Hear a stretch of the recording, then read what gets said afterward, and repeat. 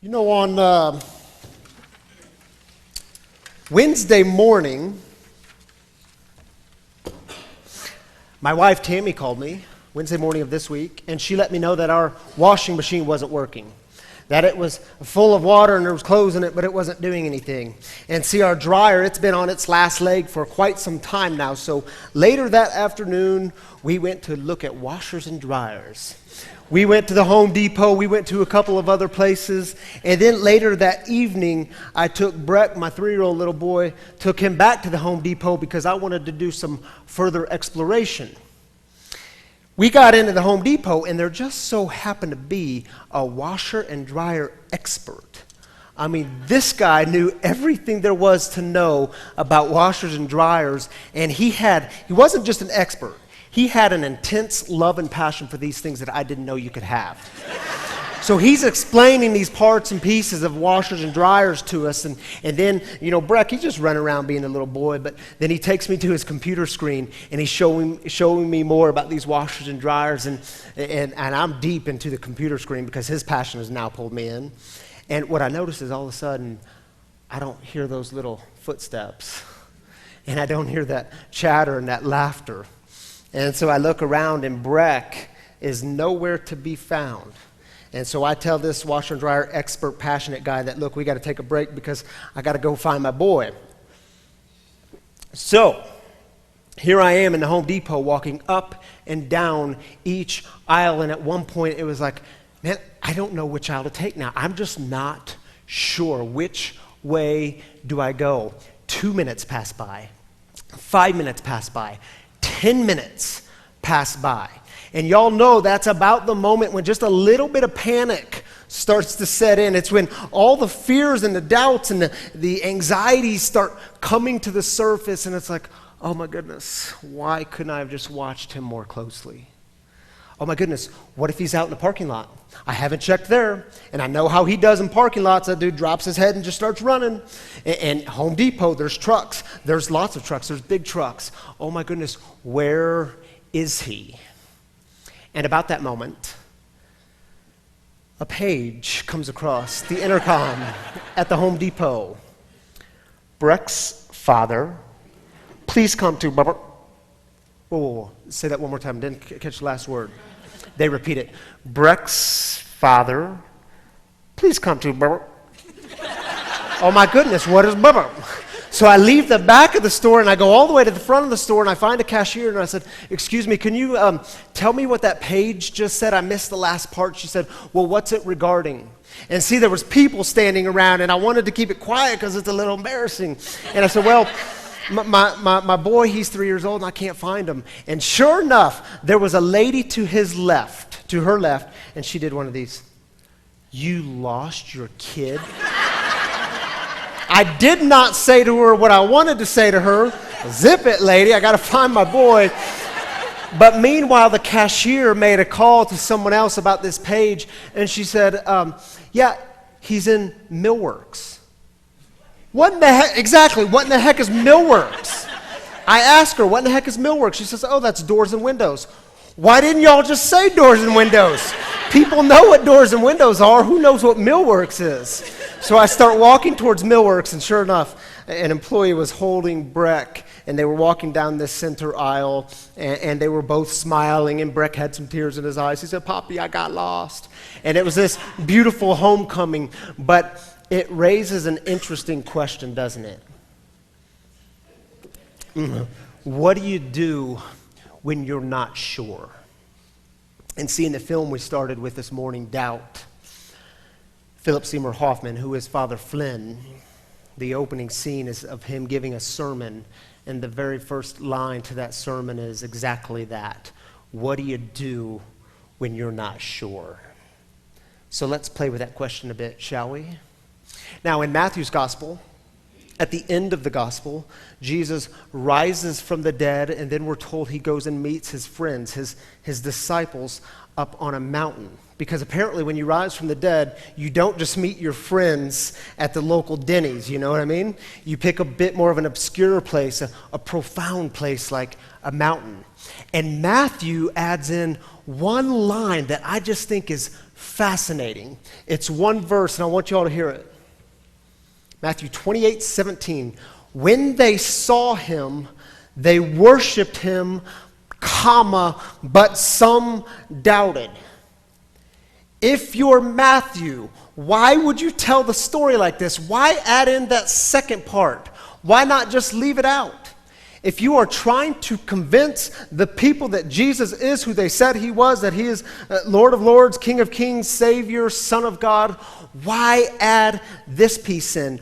Why, when when the story is at its peak, why say, oh, and by the way, he had lots of followers that were there, but they doubted? I mean, what a buzzkill, right? Now, this word doubt in the Greek is distazo, and it literally means a disstance, standing at a distance, uncertain which way to go, vacillating between which way to go. But it's still terrible marketing, right? I mean, if you're trying to sell Jesus, what a bad marketing plan. This is awful. But maybe that wasn't Matthew's point. I mean, what if his point was more about the profound insight on what it means to be human? Some people, they just believe and they're good with it. Some stand at a distance. They don't know what to do with him. And in this story, all of it's welcome. All of it belongs. Because Matthew is showing us what it means to be human. It isn't about promoting a religion. It isn't about trying to convince you that Jesus was right. It is about being human and being fully alive in that humanity. This story is about a Jesus who comes in his full humanity to lead us into our full humanity. So it's about acknowledging the full spectrum of human life, of the human experience. Belief and doubt and certainty and uncertainty, and moments when things are clear and then moments when things are really, really muddy.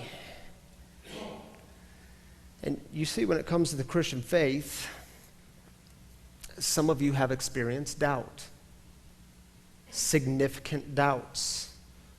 I mean, you're showing up, but you're standing at a bit of a distance.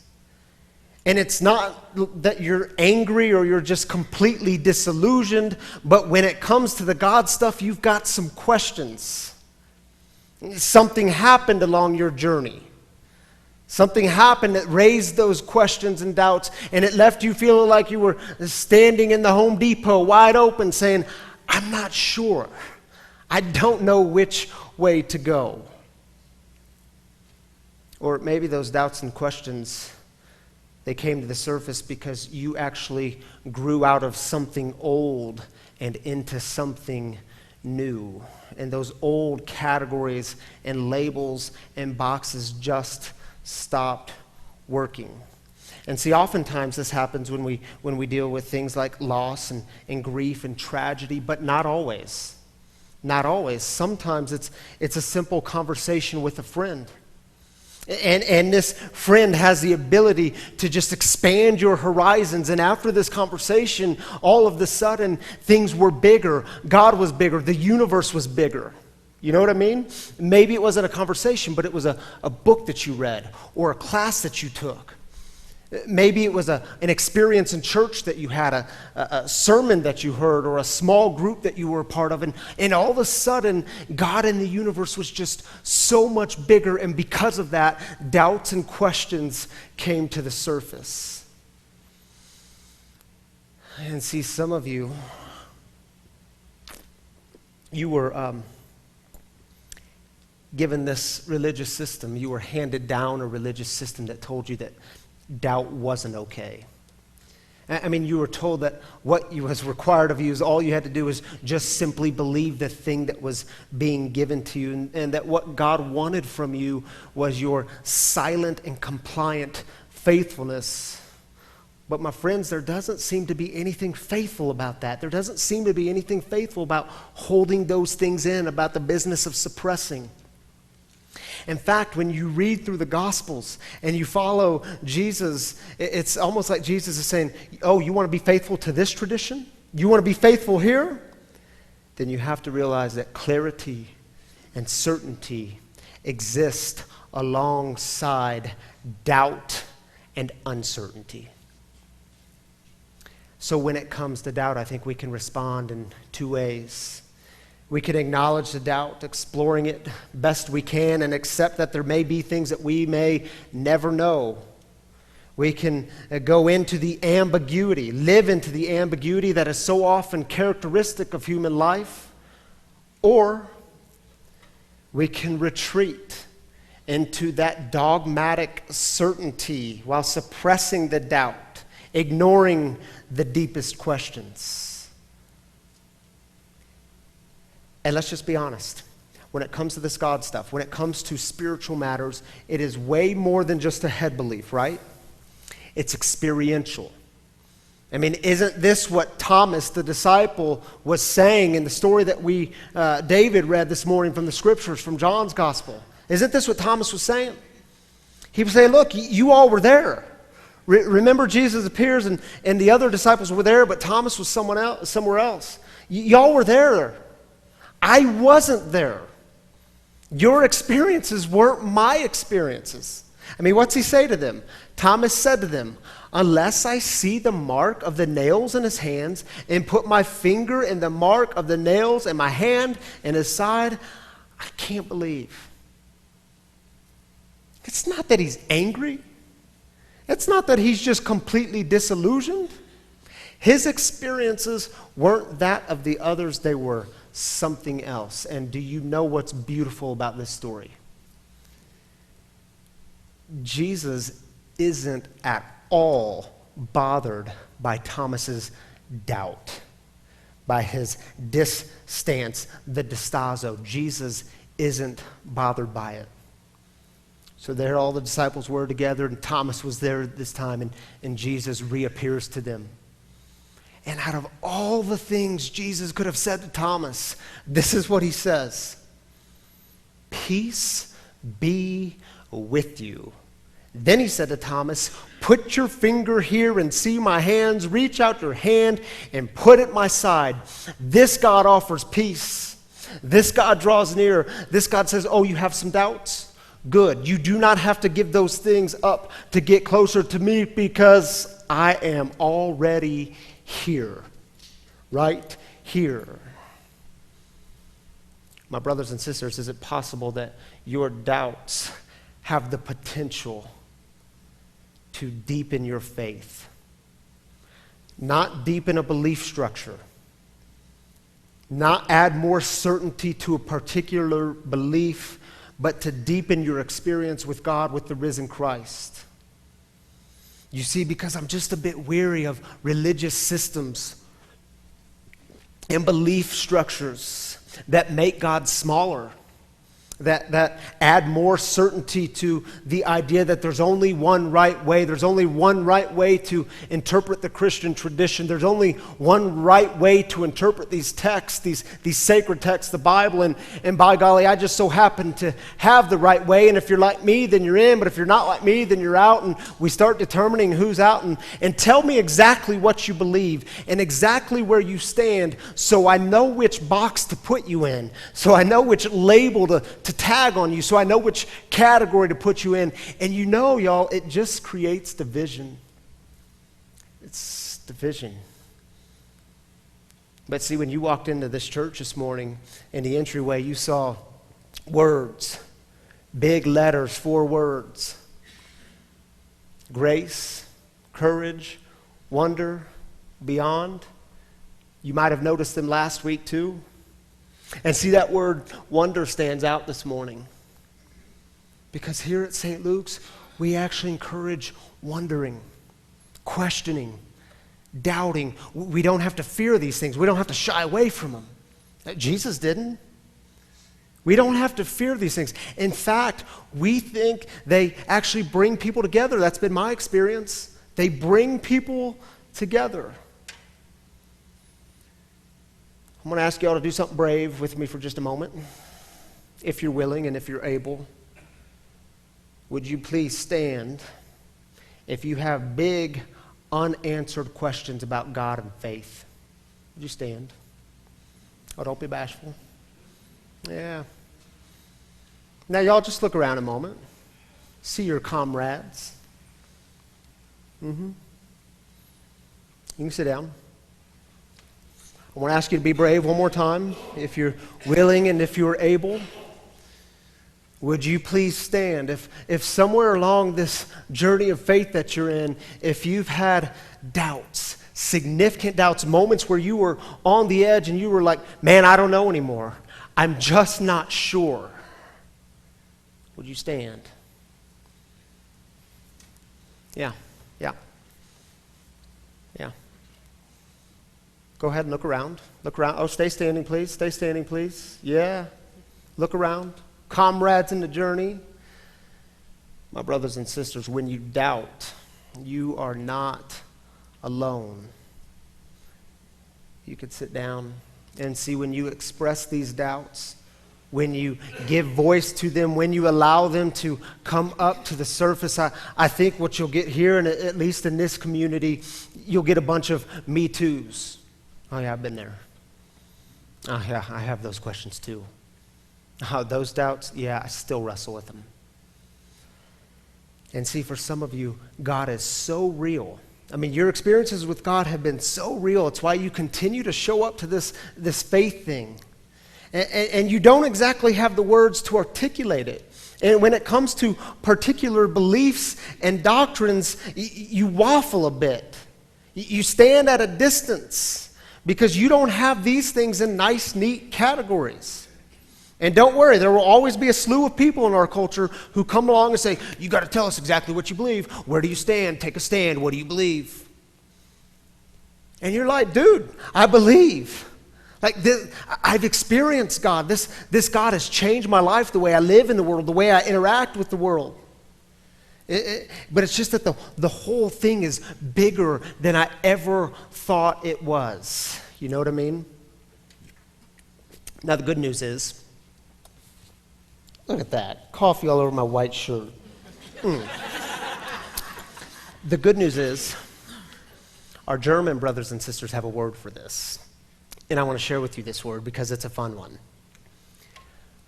Grenzbegriff. Say that word with me, Grenzbegriff. Come on, shout it out, Grenzbegriff. Grenzbegriff describes that which is very real but beyond analysis and description. That which is so real, but it's beyond the tools you have to analyze it. That which is so real, but it's beyond the words you have to describe it. Grenzbegriff. Now, in his book, What We Talk About When We Talk About God by Rob Bell, highly recommend that book, by the way. He explores the concept of Grenzbegriff. And here's what he says on one of the pages.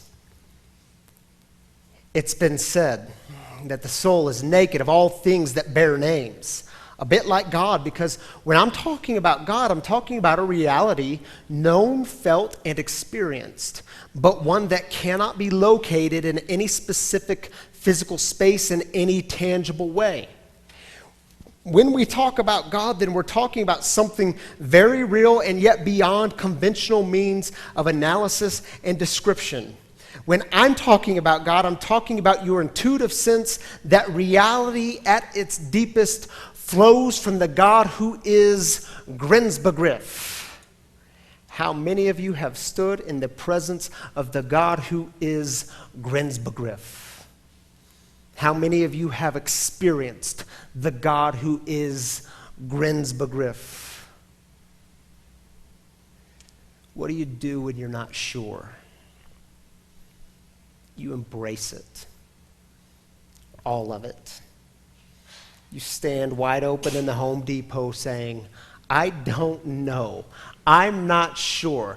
I don't know which way to go anymore. And by the way, God welcomes all of it because it's all part of the story. Jesus comes in his full humanity to lead us into our full humanity, and perhaps part of the fullness of humanity involves just a bit of Grenzbegriff. Thanks be to God.